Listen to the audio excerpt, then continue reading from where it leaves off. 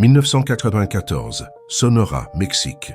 Au cimetière familial des Calderón, chaque aube depuis les 8 derniers mois, tous les cercueils enterrés apparaissent mystérieusement retournés tête en bas, comme si les morts avaient tenté de s'échapper pendant la nuit, mais avaient été forcés de retourner dans leur tombe en position inversée.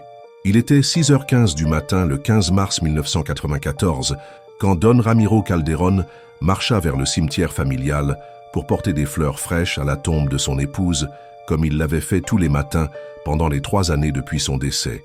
Mais ce qu'il découvrit ce matin-là changerait à jamais sa compréhension des limites entre le repos éternel et l'inquiétude des morts. Chacune des 47 tombes du cimetière familial montrait la même perturbation impossible. Les cercueils avaient été complètement retournés pendant la nuit, avec les couvercles vers le bas et les bases regardant le ciel, mais sans déranger un seul grain de terre autour des sépultures. C'était comme si les cercueils avaient été tournés de l'intérieur, par des forces qui défiaient les lois de la physique et de la réalité. Si vous avez déjà marché dans un cimetière à l'aube et ressenti cette sensation troublante que quelque chose n'est pas comme il devrait être, alors vous comprenez l'horreur existentielle qui s'empara de Don Ramiro.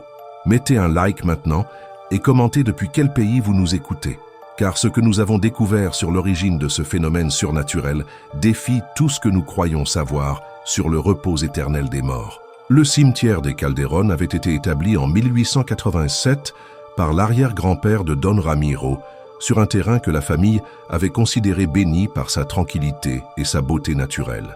Pendant plus de 100 ans, il avait servi de lieu de repos final pour 4 générations de la famille, connue dans toute la région pour la paix qu'il irradiait et les soins méticuleux qu'il recevait. Le père Miguel Sandoval, curé de l'église locale qui avait béni les sépultures pendant des décennies, fut appelé immédiatement pour examiner le phénomène. Ces rapports, envoyés à l'évêché d'Hermosillo, confirmèrent l'impossible. Chaque cercueil a été inversé avec précision mathématique, sans perturber l'intégrité des tombes. Il n'y a aucune explication physique ou spirituelle connue pour ce type de manifestation post-mortem. Les premiers indices que quelque chose d'extraordinaire commençait à se produire étaient apparus pendant la dernière semaine de février 1994. Don Ramiro avait remarqué que les fleurs qu'il plaçait sur les tombes apparaissaient fanées chaque matin, non graduellement comme ce serait naturel, mais soudainement comme si elles avaient été vidées de leur vie pendant la nuit.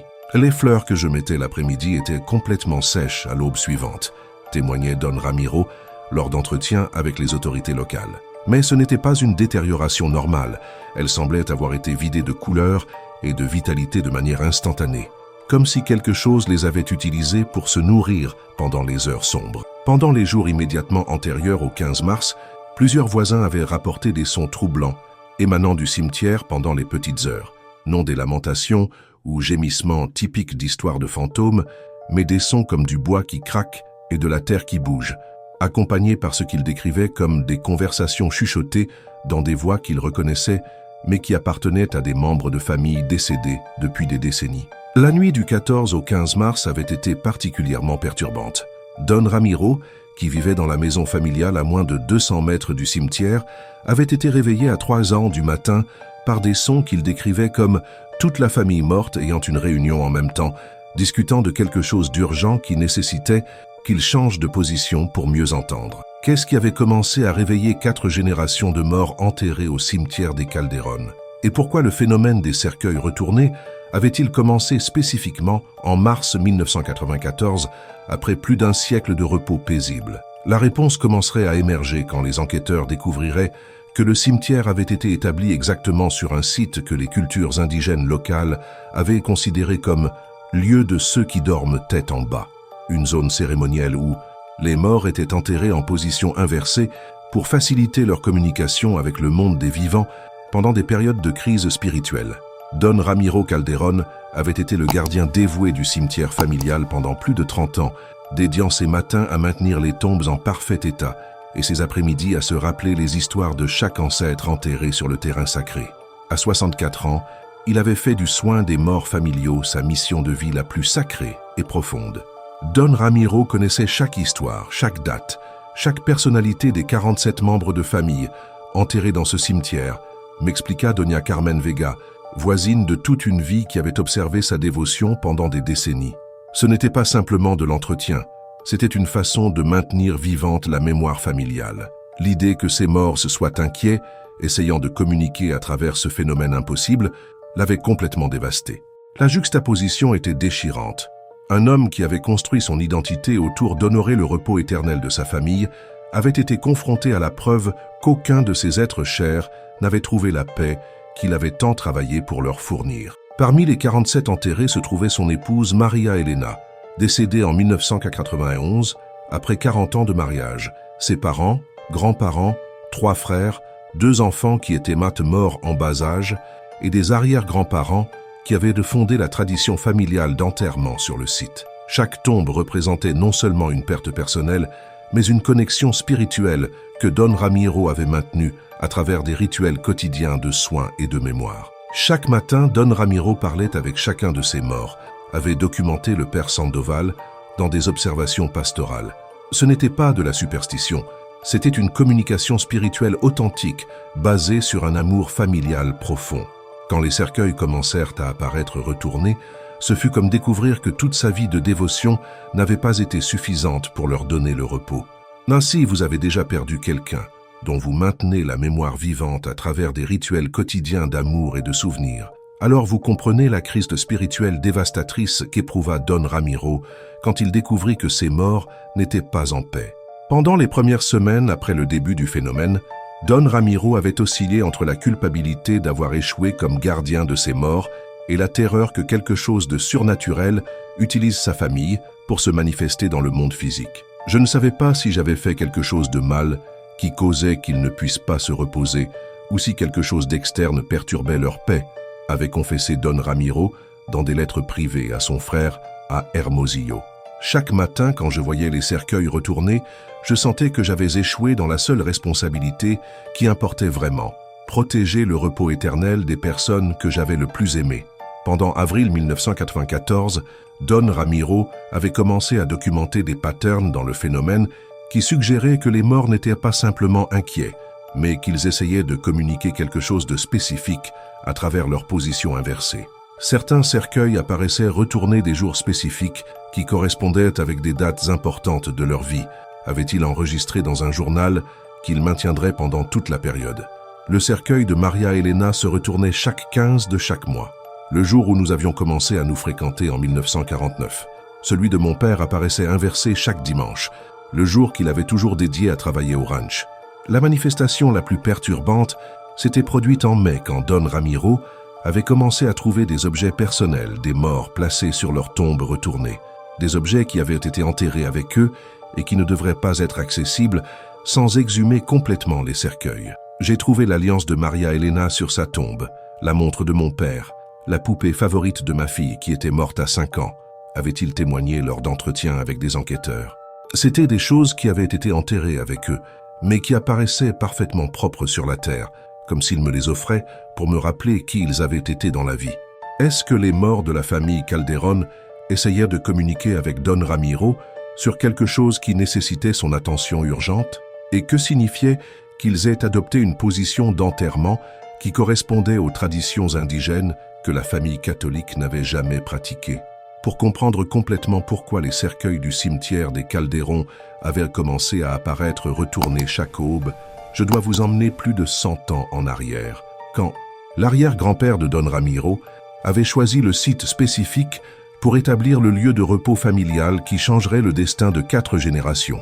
C'était l'automne 1897, quand Don Aurelio Calderón, le patriarche original, avait décidé d'établir le cimetière familial sur un terrain qu'il avait acheté à prix exceptionnellement bas de colons qui déménageaient envers le nord. Selon les documents de vente, la zone avait été inoccupée pendant des décennies à cause de particularités du terrain que les propriétaires précédents considéraient problématiques pour l'usage agricole. Don Aurelio avait choisi le site parce que la terre était exceptionnellement douce pour creuser et les plantes poussaient avec une vitalité inhabituelle, avait documenté l'arpenteur original dans des rapports qui seraient découverts des décennies plus tard. Mais il y avait des avertissements vagues de populations indigènes sur terre qui se souvient de façon différente de dormir, qu'il avait interprété comme du folklore sans importance. Mais en avançant vers les événements de 1994, le phénomène des cercueils retournés avait été l'aboutissement d'un pattern qui s'était développé pendant des générations, avec des présages que la famille avait interprétés comme des particularités charmantes jusqu'à ce qu'elles deviennent impossibles à ignorer. En remontant aux premiers enterrements, 1888-1920, plusieurs membres de la famille avaient rapporté des rêves récurrents où ils voyaient leurs morts marchant tête en bas sous la terre, ayant des conversations avec des personnes qui parlaient des langues qui sonnaient comme le vent. Pendant les années 1920-1950, Don Esteban Calderón, père de Don Ramiro, avait remarqué que les plantes sur certaines tombes poussaient en patterns circulaires inversés, comme si les racines suivaient quelques types d'énergie qui émanaient d'en bas vers le haut au lieu du pattern normal de croissance. En avançant vers les années 1970, exactement 20 ans avant le début du phénomène, Don Ramiro avait commencé à expérimenter des rêves où les morts familiaux lui expliquaient qu'ils apprenaient de nouvelles façons de se reposer qui leur permettraient d'aider les vivants quand ce serait nécessaire. Le présage le plus spécifique était arrivé en 1991, l'année de la mort de Maria Elena, quand Don Ramiro avait remarqué que son épouse, pendant ses dernières semaines de vie, avait commencé à dormir exclusivement sur le ventre, affirmant que c'était la seule position qui lui permettait de rêver avec clarté de ce qui viendrait après. En remontant aux recherches que Don Ramiro avait menées discrètement dans les archives municipales pendant 1992, il avait découvert que le terrain du cimetière avait été enregistré dans les cartes coloniales comme site de repos inversé, zone où les cultures indigènes avaient pratiqué des enterrements spéciaux pendant des périodes qui nécessitaient communication entre morts et vivants. Les registres révélaient que le site avait été utilisé pendant la période préhispanique comme cimetière cérémoniel, où les morts étaient enterrés tête en bas pendant des crises qui menaçaient la survie de la communauté, avait documenté Don Ramiro dans des notes privées découvertes après. Les enterrements inversés permettaient supposément aux ancêtres de voir vers le monde des vivants pour fournir des conseils pendant des périodes de danger. Pendant 1993, l'année précédant le début du phénomène, Don Ramiro avait commencé à expérimenter ce qu'il décrivait comme communication nocturne avec Maria Elena, qui lui avait expliqué dans des rêves qu'elle et d'autres membres de famille morts se préparaient pour une forme spéciale d'aide qui nécessiterait changer leur position de repos. Le présage le plus sinistre était arrivé en février 1994, quand Don Ramiro avait commencé à trouver de petits monticules de terre sur les tombes chaque matin, non des perturbations de l'enterrement, mais de la terre fraîche qui semblait avoir été poussée d'en bas vers le haut, comme si quelque chose essayait d'émerger. Pendant la première semaine de mars, les morts avaient commencé à communiquer avec Don Ramiro à travers des rêves de plus en plus vivides, lui expliquant qu'ils avaient besoin de retourner leur perspective pour pouvoir voir une menace qui s'approchait de la région et qui nécessitait une intervention ancestrale. Est-ce que les morts de la famille Calderón s'étaient préparés pour quelque type de crise qui nécessitait qu'ils adoptent une position d'enterrement cérémoniel indigène? Et quel type de menace avaient-ils perçu qui justifiait d'abandonner un siècle de repos catholique traditionnel?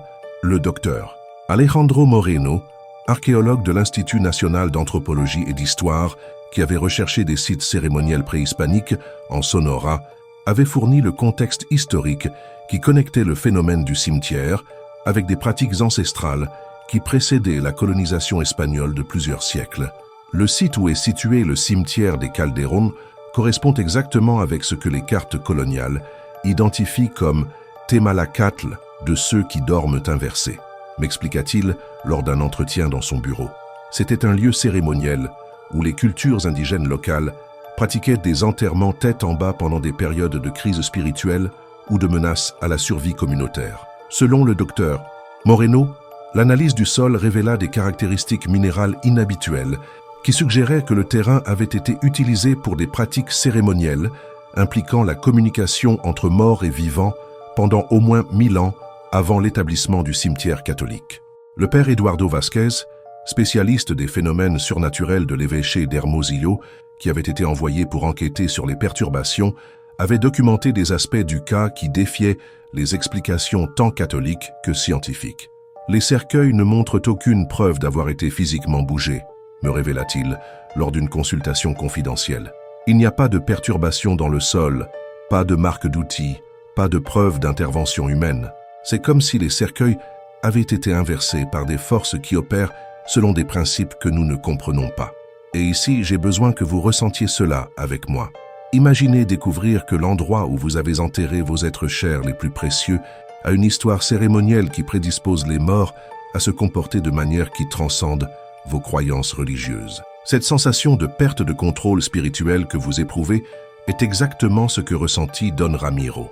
La professeure Isabelle Hernandez, anthropologue spécialisée dans les traditions funéraires indigènes du nord-ouest du Mexique, avait recherché la signification culturelle des enterrements inversés et leur but dans la communication ancestrale.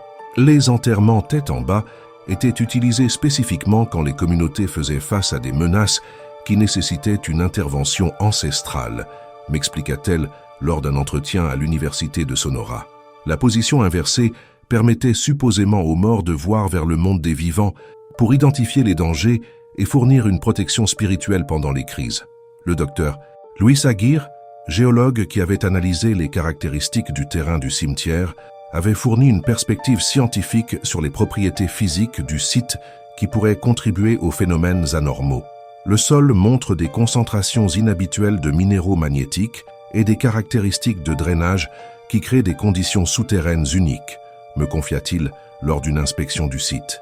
Il y a des courants d'air souterrains et des variations de température qui pourraient, théoriquement, créer des pressions qui affectent les objets enterrés, bien que cela n'expliquerait pas la précision mathématique des inversions. Doña Rosa Calderón, sœur de Don Ramiro, qui avait maintenu la tradition familiale de se rappeler les histoires ancestrales, avait fourni des informations sur les expériences spirituelles qui s'étaient produites dans la famille pendant des générations. Depuis que j'ai de la mémoire, les morts de notre famille nous ont parlé dans des rêves quand quelque chose d'important était sur le point d'arriver, me révéla-t-elle lors d'une conversation dans son foyer. Mais ils n'avaient jamais eu besoin de changer physiquement leur position de repos pour communiquer. Le fait qu'ils se retournent suggère qu'ils essaient de nous dire quelque chose qui est plus urgent que tout ce qu'ils aient jamais eu besoin de communiquer auparavant. Don Carlos Mendoza, guérisseur traditionnel qui avait maintenu la connaissance des pratiques cérémonielles indigènes de la région, avait fourni une interprétation spirituelle du phénomène basée sur les traditions ancestrales. Quand les morts se retournent tête en bas, ils adoptent une position de veille ancestrale, m'expliqua-t-il lors d'une consultation privée. C'est le signe qu'ils ont détecté une menace spirituelle ou physique qui nécessite qu'ils abandonnent leur repos pour protéger les vivants. Dans les traditions anciennes, cela n'arrivait que quand des dangers extrêmes menaçaient la survie de la famille ou de la communauté. Quel type de menace les morts de la famille Calderón avaient-ils détecté qui justifiait d'abandonner un siècle de repos paisible pour adopter une position cérémonielle de protection ancestrale? Et quelles implications ce phénomène avait-il pour la sécurité de Don Ramiro et de la communauté locale? Le moment de révélation définitive arriva quand j'obtins l'accès aux registres météorologiques et géologiques de la région qui révélèrent une corrélation troublante entre le début du phénomène dans le cimetière et les changements environnementaux qui avaient commencé à affecter la zone pendant les mois précédant mars 1994. Le pattern des cercueils retournés coïncide exactement avec le début d'activités sismiques mineures dans la région, me révéla le docteur Roberto Silva, sismologue du service géologique mexicain qui avait surveillé la zone. Mais ce ne sont pas les tremblements qui causent le phénomène. C'est comme si les morts avaient recommencé à veiller, précisément quand la Terre commença à montrer des signes d'instabilité qui n'avaient pas encore été détectés par les instruments scientifiques. Arrêtez-vous un moment et connectez-vous avec moi là-dessus. Avez-vous déjà senti que quelque chose de mal était sur le point d'arriver avant qu'il y ait des preuves objectives de danger? Cette intuition surnaturelle que vous imaginez est exactement ce que les morts de la famille Calderón avaient développé, mais magnifié par leur connexion avec le site cérémoniel ancestral. Selon les analyses ultérieures, les cercueils avaient commencé à se retourner exactement 23 jours avant que les premiers micro-tremblements soient enregistrés par l'équipement sismique officiel, suggérant que les morts avaient détecté des signes précurseurs d'activité géologique qui échappaient à la perception scientifique normale. Pendant ma recherche dans les archives historiques régionales, je découvris que le phénomène du cimetière des Calderón n'était pas complètement unique en Sonora. Les registres municipaux révélèrent au moins 6 cas similaires pendant le XXe siècle où des cimetières familiaux avaient expérimenté des perturbations ancestrales qui précédaient des événements géologiques significatifs. La connexion la plus glaçante émergea quand l'analyse révéla que tous ces cas de veille ancestrale s'étaient produits sur des sites où des familles catholiques avaient établi des cimetières sur des lieux cérémoniels indigènes sans réaliser les protocoles spirituels appropriés pour intégrer les deux traditions. La recherche des registres sismiques historiques révéla que chacun de ces épisodes de mort vigilants avait précédé des tremblements de terre ou des événements géologiques qui avaient gravement affecté les communautés locales.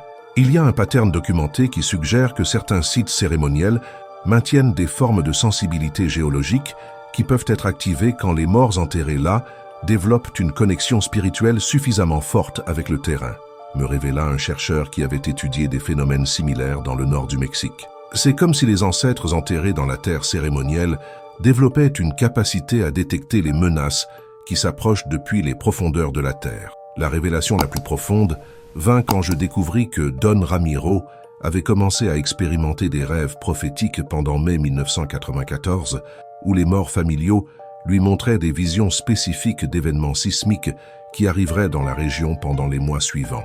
Les morts m'enseignaient où seraient les endroits les plus sûrs quand la terre commencerait à bouger, me confia Don Ramiro lors d'un entretien privé des décennies plus tard. Maria Elena me montra exactement quelle partie de la maison renforcer, où stocker l'eau et les provisions, et comment préparer les voisins sans causer de panique inutile.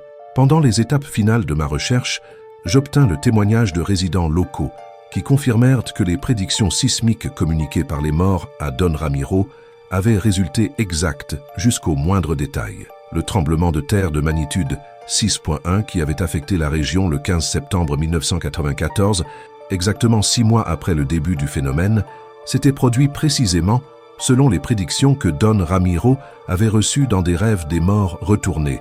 Don Ramiro avait averti toute la communauté avec des semaines d'anticipation, me révéla Carmen Vega.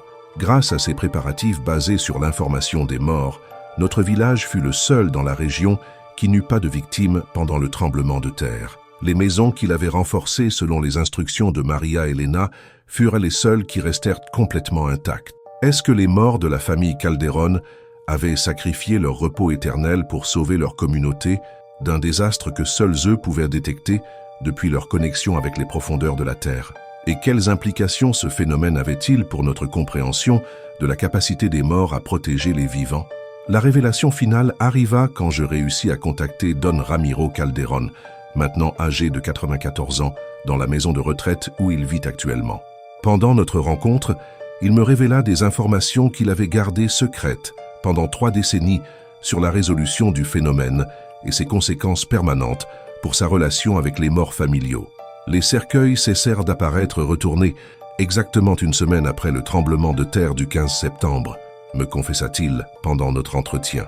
Mais les morts ne retournèrent pas simplement à leur repos normal. Ils avaient établi une forme permanente de communication avec moi qui continua pendant le reste de ma vie. Ils avaient appris qu'ils pouvaient nous protéger et décidèrent de maintenir cette vigilance. Don Ramiro me montra des journaux qu'il avait maintenus pendant 30 ans, documentant des communications continues avec les morts familiaux, qui lui avaient fourni des avertissements sur d'autres dangers, depuis les inondations jusqu'aux problèmes de santé familiaux, qui leur avaient permis de protéger non seulement sa famille, mais toute la communauté. Les morts ne retournèrent jamais à leur forme ancienne de repos, m'expliqua-t-il en montrant des photographies du cimetière prises au long de décennies.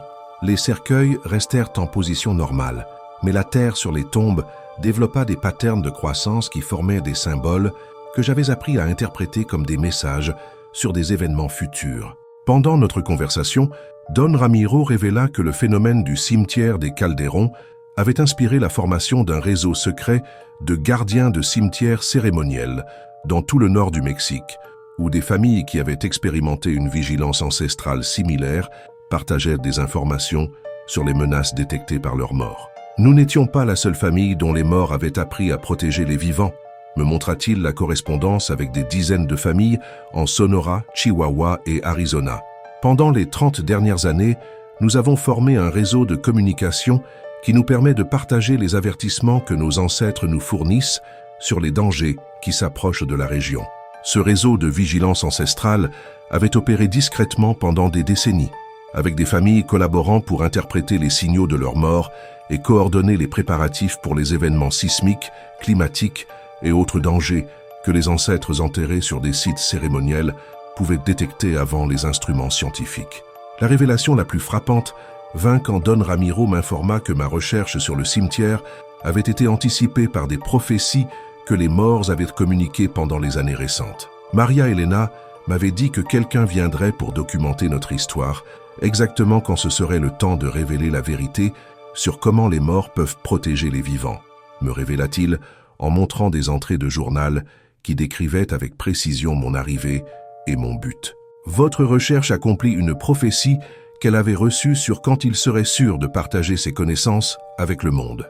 La recherche de mes registres familiaux révéla une connexion inattendue. Mon arrière-grand-père avait été correspondant de Don Aurelio Calderón pendant l'établissement original du cimetière, suggérant que mon attraction vers ce cas avait été la manifestation d'une connexion ancestrale qui transcendait la coïncidence.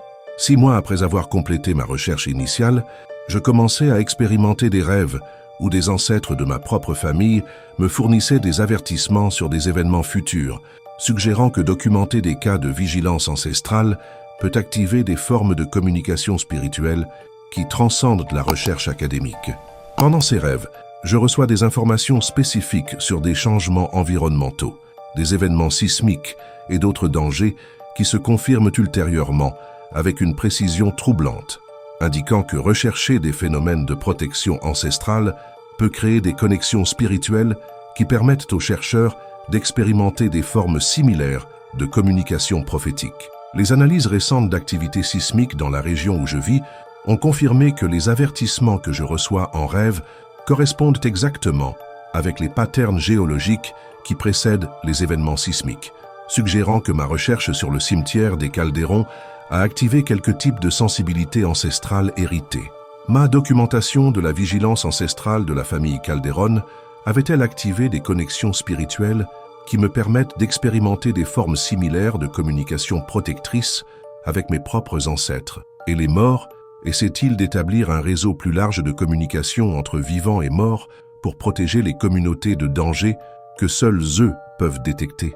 Les chercheurs contemporains qui ont étudié mon travail suggèrent que certains types de recherches spirituelles peuvent créer une résonance ancestrale avec les cas documentés, permettant potentiellement aux chercheurs de développer des formes de communication avec les morts qui transcendent les méthodes traditionnelles de recherche historique. Le prochain épisode révélera ce qui arrive quand un chercheur contemporain commence à expérimenter directement la communication ancestrale après avoir documenté des cas de vigilance post-mortem, et s'il est possible d'étudier des phénomènes de protection spirituelle sans être intégré dans les réseaux de communication qui connectent les vivants avec les morts. Si vous êtes arrivé jusqu'ici, si vous avez ressenti chaque mot de cette histoire, alors vous comprenez pourquoi certains mystères familiaux requièrent plus que la recherche historique.